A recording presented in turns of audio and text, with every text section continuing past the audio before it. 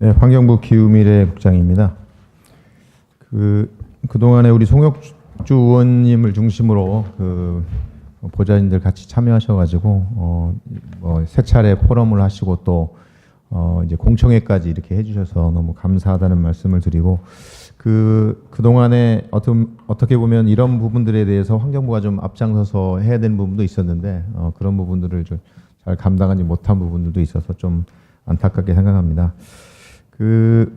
전체적인 방향에 대해서는 저희들도 이런 입법 되어져가는 이런 방향에 대해서는 저희들 동의를 하는 입장입니다. 동의를 하는 입장인데 이제 세부적인 사항들은 말씀하신 대로 많이 다듬어져야 될 부분들이 있기 때문에 그런 부분들은 아마 그 이후에도 계속 논의를 하면서 다듬어 가리라 생각을 하고요. 이 지속가능 발전법은 앞에서 여러분께서 말씀하셨지만 그동안에 본래 위치를 좀 차지하지 못하고 어떻게 보면 최근 들어서는 거의 기능을 제대로 하지 못하는 정도까지 이제 상황이 됐었는데 이제 이런 부분들을 이번 기회에 좀 복원을 하고 또 국정기획자문위원회에서도 발표하기를 이제 대통령위원회로 격상시켜서 추진을 하고 또 녹색성장위원회를 거기 분과위원회와 같이 한다든지 하는 방향으로 좀 추진을 하고 있는 것으로 알고 있습니다. 그래서 이런 부분들이 잘 반영이 되면 그 기존에 위치가 역전됐던 부분들이 좀 보완이 돼서 제 기능을 할 수 있을 것이라고 보고 지속가능 발전위원회를 만약에 전체적인 경제나 사회나 환경의 전반적인 큰 틀이라고 본다면은 거기에 맞춰서 이 에너지법이라든지 그다음에 기후변화법 그다음에 녹색성장법 이런 부분들이 거기에 좀 같이 정합성을 이루어서 좀 갈 수 있도록 전체 그림을 그릴 때 좀 굉장히 주의해야 되겠다는 생각이 듭니다. 예를 들면 이제 각각 종합계획이든 기본계획이든 다 수립하도록 이렇게 되어 있는데 이 부분들은 보면 어떤 데는 지속가능발전위원회를 거치도록 되어 있고 또 국무회의를 거치게 되어 있는 이런 방식이고 또 어떤 데는 녹색성장위원회를 거치도록 되어 있고 또 국무회의를 거치게 되어 있고 이렇게 되어 있어서 이런 부분들을 서로 좀 어떤 방식이든 좀 조정을 할 필요성이 있다라는 생각이 좀 들었습니다. 그래서 지속가능발전위원회가 실질적인 기능을 좀 할 수 있도록 하고 그 부분에 시민단체든 전문가분들이 좀 충분히 참여할 수 있는 공간이 되게 한다면 지속가능발전위원회가 그 기능을 하는 게 맞지 않나 하는 생각이 좀 듭니다. 그래서 거기에서 녹색성장 기본계획이든 기후변화 기본계획이든 전체적인 부분 또 에너지 기본계획이든 좀 같이 다 거기에서 다룰 수 있어야 이 상호관계가 굉장히 이게 에너지가 사실은 예를 들어서 에너지 기본계획이 기후변화와 관련된 부분에 있어서 어떻게 보면 좀 다른 방향으로 만약에 수립이 된다면 사실은 기후변화 계획을 잘 수립한다고 한들 별 의미가 없는 계획이 돼버리니까 이 부분들은 초기부터 그것들이 같이 그 장에서 좀 논의가 될 수 있도록 되고 거기 조정이 될 수 있는 구조를 만들어주는 것이 훨씬 효과적이지 각각 만들어지면 문제점이 생긴다는 생각이 들고요. 그다음에 이게 쉽지는 않지만 지금 기존의 에너지 기본계획이라든지 하는 부분이 시기가 정해져서 움직여지다 보니까 어려움이 있겠습니다만 가능하다면 시기도 맞추는 게 맞지 않냐는 생각이 듭니다.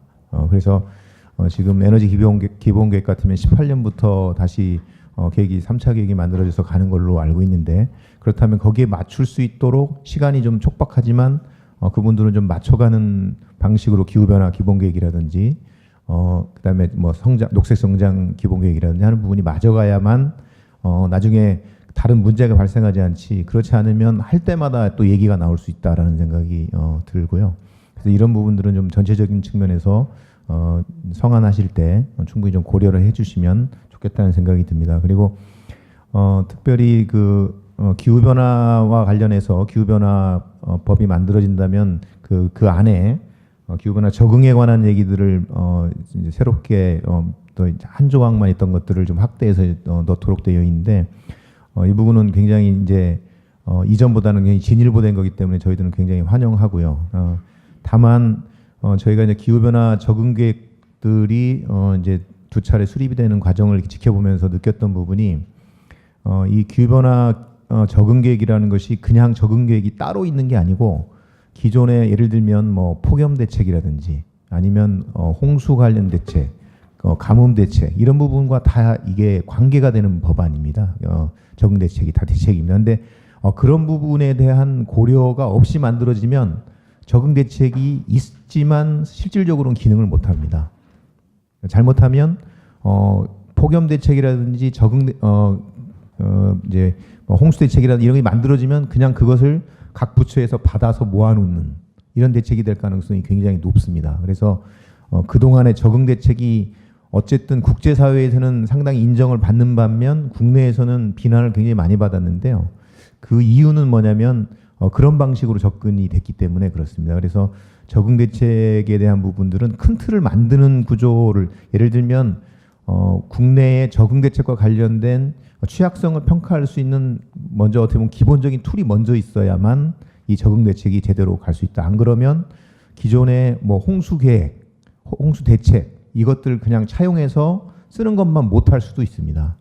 그래서 이제 그런 부분들 그래서 오히려 적응 대책이 윗선에서 만들어지고 그것에 따라서 취약성에 따라서 홍수와 관련된 취약성은 개별 부처에서 홍수 대책, 예를 들면 가뭄 대책 이렇게 만들어질 수 있도록 가는 게 가장 이상적입니다. 근데 이제 현실은 쉽지 않을 겁니다. 이게 왜냐하면 각각의 전문성 부분에서 반드시 적응 대책이 뛰어나다고 보기에는 현재는 제가 보기에는 어렵습니다. 그래서 안 된다면 그래도 이 적응 대책이 만들어졌을 때 가장 핵심은 사실은 취약성에 대한 기본적인 평가거든요. 국내 평가 이런 부분들이 제대로 이루어져야 적응 대책을 가져다 쓸 수 있습니다. 안 그러면 적응 대책은 적응 대책이고 홍수 대책은 별도로 만든다. 이렇게 돼버리면 별 의미 없는 대책이 될 가능성이 큽니다. 그래서 만들었다는 데 의의를 두고 끝나게 되면 안 되기 때문에 그 부분에 대한 고려를 아주 깊게 접근하기 어렵다고 한다면 큰 그림이라도 좀 포함시켜주는 것들이 좋겠다는 생각이 들고요.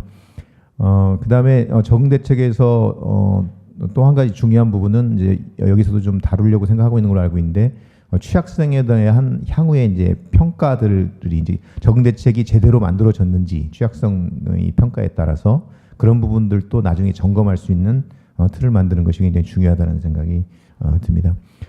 이 녹색 성장법에 관련된 부분들은 저희도 생각하기에 이 녹색 성장이라는 이슈 자체를 우리나라가 선점한 굉장히 특장점을 가지고 있기 때문에 이 부분들은 살려나가되 그 안에 담을 내용에 대해서는 이게 그 녹색 성장이라는 이슈가 그동안에 보면 녹색 성장이라는 이름 하에 사실은 녹색 성장이 아닌 것들이 많이 포함된 측면들이 있습니다. 그래서 그런 부분들을 걸러내주기도 하고 또 대신에 실질적으로 경제 전체적으로 가는 부분이 정말 녹색 성장인지 이런 부분들을 좀 평가해서 갈 수 있는 시스템이 되도록 그렇게 해주는 부분이 굉장히 중요하다고 생각이 됩니다. 시간이 많이 된 것 같아서 향후에 또 기회가 주어지면 또 말씀드리도록 하겠습니다. 네, 고맙습니다. 다음은 이어서